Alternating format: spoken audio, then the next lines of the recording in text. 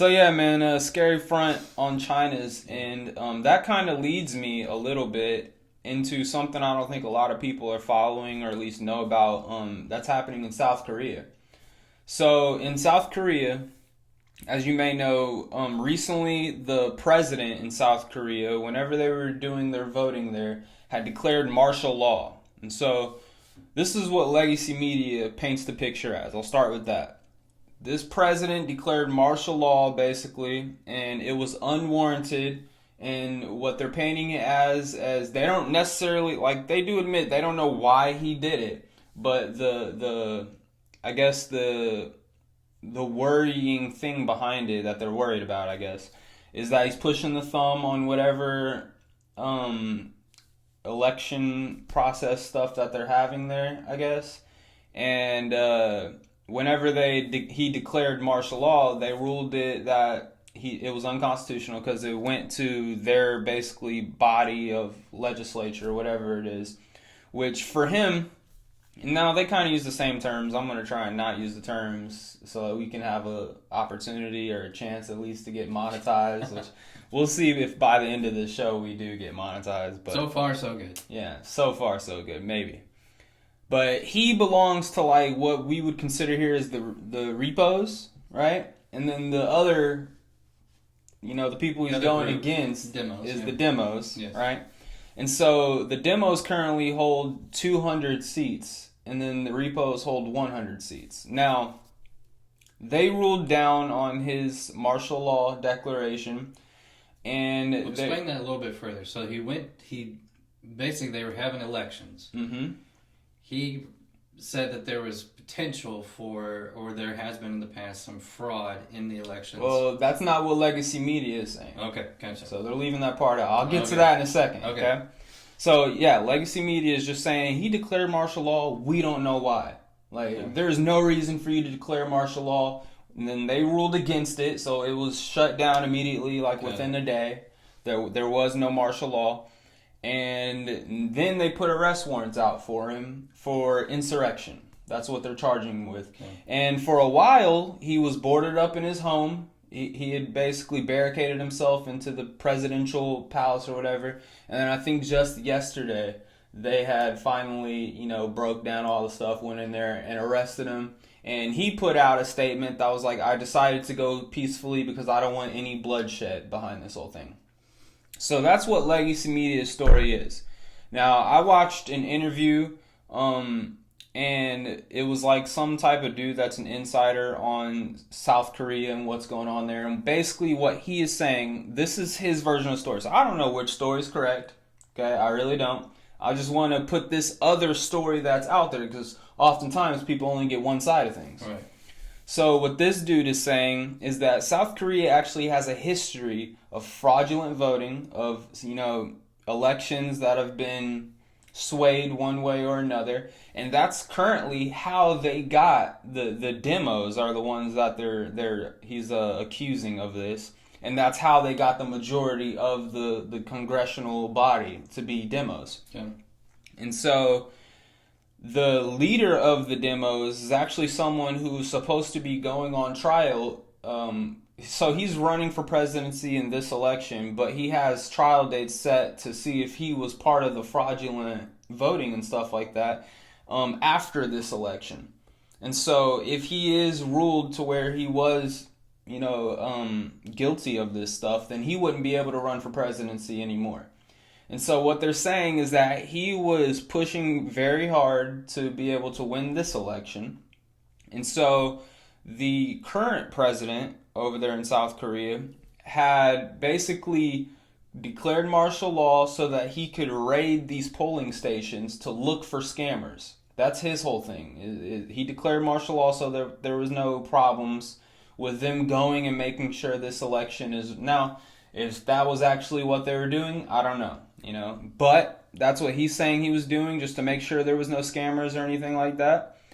And the current dude for the demos is someone who I guess has, allegedly been in cahoots with China, and they're very much anti-America. They don't like us very much. And so they're saying, he's communist in nature. And so that's kind of like a roughed up my analysis, just watching a couple of reports. But a lot of the people out there in South Korea have been protesting this stuff. They're the current, I guess, polling just that I've gotten from a couple of people. Like, I really don't know at the end of the day, but they're saying that like he did have less of the influence than the demos, and now his support has been skyrocketing, and it's almost above what the demos are now. So it seems like the South Korean people are kind of siding with him, like, hey, hold on, you can't, because it's well within the president's rights to declare martial law. Like, that's not illegal. Right. And now, if you're doing it during an election, like, when it comes to this term, creating an insurrection, as we've kind of seen in our country a little bit, the lines are blurred on who can declare what is what. But not to get into that conversation. But the support for him has been skyrocketing. Mass protests have been out in the streets, and you literally have people in South Korea going around. They're waiting for our big day, January 20th, right? Mm-hmm. And they're going around wearing the red hats with the 4 letters on them, like hoping that once our dude gets into power, he can step into South Korea and help this dude out. Yeah. So just a real crazy situation going on over there, and another demonstration of legacy media just painting a very specific picture and not at least like admit that you don't, just like I'm doing, admit that you don't know the truth, but at least show the sides, but on both sides of what could be going on. Yeah. On my end, I definitely see why there could be a question mark when you declare martial law during an election day. And I understand his perspective. Yeah, you want to protect the election voting sites to make sure there's no influence, but you could also see it from the other side where it's like, is he doing this to influence to make sure that he stays in power and does win? Yeah. So, I mean, I could see it from that perspective. I mean, there's no question that I think every election anywhere, there's always the big question mark. Is there anybody in there meddling with what's going on? Because I think people always want, if you're in power, you want to stay in power. Yeah. And you want to do what you can in order to stay there. And if you're not in power, you want to do what you can to get in power. So, yeah, I mean, it's a tough situation. Hopefully they get it figured out. I don't know why they would expect us to ever step in and help. I know we're an ally, but, I mean, just like here, you're going to have people over there. I mean, we were in the Korean War, and there was, communist connections that we didn't want to happen. And, of course, there's going to be sympathizers over there that are going to continue to want that for South Korea. Yeah. Not that that will ever be the majority vote or voice, but that's always going to happen. Yeah. I mean, it's just scary that all of this backdoor stuff that could be going on, whether they are trying to sway the polls or whether, the dude that declared martial law is trying to, tighten things up to where it does go in his favor, whatever it is. It's just like, the majority of the citizens like that live in South Korea, just like the citizens that would live here, are supposed to have faith in a fair and equal election between whoever they are actually voting for. And when that trust is betrayed, like, how can anyone have any type of optimism in your country's, heading? So it's a scary situation. If you're done with the South Korea, it brings me to the next point. What's happening in Romania?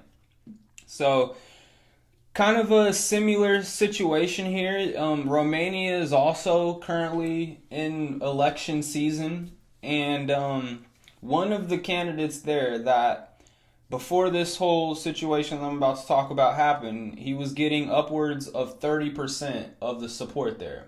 They're in the first round of elections over there. This guy who's getting over 30% of the vote is someone who, in his words, is pro-Romania.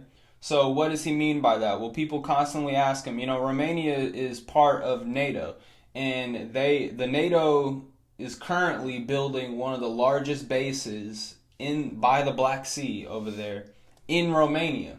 And this is a decision that was approved in Romania by like their high council or whatever. But this dude is against that. He doesn't want the NATO base built there. He thinks that that's going to bring the war to their doorsteps.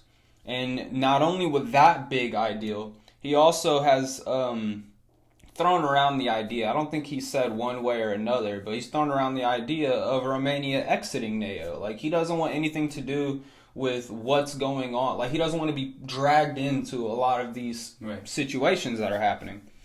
And so, with that belief system, in the first round of elections, the High Council or whoever decided to cancel the elections and basically accused him of being in cahoots with Russia, being influenced by Russian propaganda and stuff like that, and accused him of being pro-Russia. And so they canceled the elections, and I don't know what the future holds, if they're going to hold new elections, if they're researching into this dude to actually see if he's pro-Russian or not. He claims that he's never even spoke to Putin. He claims that he is not pro-Russian, but he's not pro-American. He's just pro-Romania, and he wants nothing but peace for his country, peace, prosperity, and serving the Romanian people. So that's another thing that, the legacy media over there is shooting this idea that this dude is pro-Russian, and that's why they canceled the elections. And they're going to have to figure it out after that, because he was getting the majority of the support. Here's my thing on it. If he is the person that the people are voting into power after hearing how he believes, his country should be ran, what direction they should be going in, why would it matter? I mean, I understand that you are a part of NATO, and, the High Council people are probably very supportive of NATO. But if you are a country that, as a majority of the people voting, are voting for someone who is not agreeing with what the High Council is doing, what gives you the right to cancel elections until you find someone that is agreed? Isn't that the same as a dictatorship? I think it sets a very scary precedent that we can step over the opinions of the people, and we know what direction this country is heading, and the people need to hop on board with it. Yep. The only thing I would say is, I think it's pretty obvious that whatever, and it's kind of the same thing with South Korea, whatever country is having an election, there's always going to be meddling within that election. Yeah. Based off of the countries that want to have that election go a specific direction. Mm-hmm. And I'm not accusing anybody, because I can't obviously make that fact as fact, but I think it's pretty obvious that if the United States wants this country to have this specific person, we're going to try to do what we can to push that direction. That doesn't necessarily mean it's going to happen. So I don't want to say that the guy is connected to Russia. He may not be, and he may be telling the complete truth. But Russia might be involved in some other way. They might be really trying to push it the other direction. But I also see it from his perspective of, one, he can't make, it doesn't sound like he can make the final decision whether that base stays in there or not, or whether they're integrated. Yeah. He really wants to focus on our country, which is what I wish our government would do. But the reality is, the people, as you said, should be the ones that decide what's going on in their own country. And not feel like there's a bunch of people at the top that are trying to make certain things happen, to switch things around, to get it to where they want. And that's always been the tragedy, I think, of a lot of countries, ours included, where it feels like the people aren't being felt as represented. Now, I don't know Romania's, I don't know if they're democracy, I don't know their government setup, but it's probably not as clean as ours, potentially. No. But I still feel like it's, we're all driven human beings, and that's the problem. We're all very, very flawed people. Yeah. And if you're in power, you want to stay in it, as I said before. And if you're not, you want to get in it. In those cases. Not always, but that's a tough situation to be in. I always try to think of what's happening out in the world in terms of how would that translate here, and how does our Constitution and our Bill of Rights, how does it prevent from these things being as sticky as it is?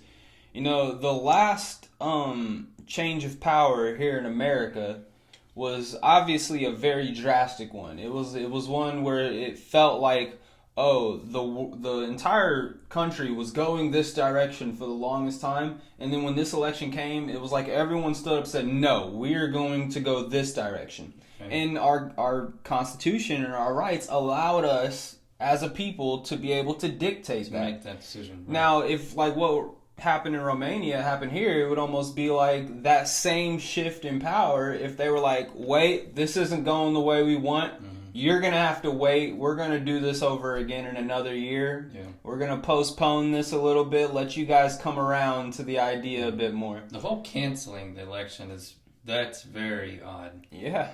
Because again, you could say a lot of different things about a lot of different elections, but let the people decide. If they end up thinking, a specific thing about this individual, then they're not going to vote for him. Yeah, because I mean, in this case, it's not necessarily like South Korea and what we just talked about with their election, where they think there's a lot of fraudulent voting.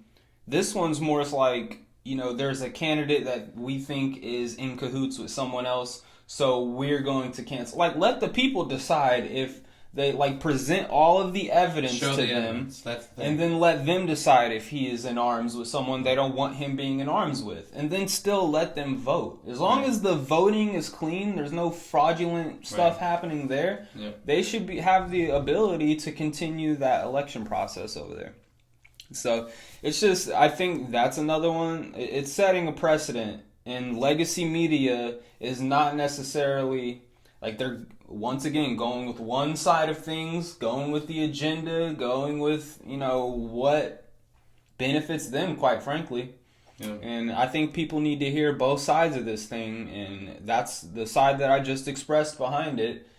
Just the high counts, the NATO base, I think, is the biggest thing in that ordeal, and that's what. It's understandable too. Allegedly, right? This is just me talking here. I haven't done any research, but I think that it could possibly be America putting its thumb over there in Romania on how this election's going, because we would want a giant NATO base. This NATO base can house like over 10,000 people or something like that, and it's over by the Black Sea, which gives us a great strategical advantage when it comes to the Ukrainian-Russian war. Yeah, or any area that's over there. Yeah, exactly. So, I mean, it wouldn't surprise me. No, we talk about every election has its interferences behind it. I bet the best suited countries behind the most influential impacts on elections are the top-notch superpowers of the world, and we are one of those. Mm. And there's been stuff that have come out with us influencing elections before. Like, this wouldn't be the first time. Right. So, yeah, I mean, just like South Korea, thousands and thousands of people are out protesting over in Romania. Like, the people are trying to speak. It's just, are they being heard? Who knows? Yep. But kind of a scary situation going on over there. Makes you wonder if they could, I don't know the answer to this, could our government ever cancel the election? Could they just say, hey, we're just not going to have it because we're concerned about X, Y, Z, and then we're going to have it next year? I mean, as a people, what are we going to do? Okay. I mean that's what are we going to do? That's what I'm talking about with these precedents that they're setting. Yeah. So you look in South Korea. What are they claiming that the president did? Insurrection. Right. We've kind of seen that here. Not much came from it, but we saw that a little bit here. Yeah. And then what's happening over canceled election as a whole? I don't think we've ever seen that in our history, but if it sets the precedent, we did.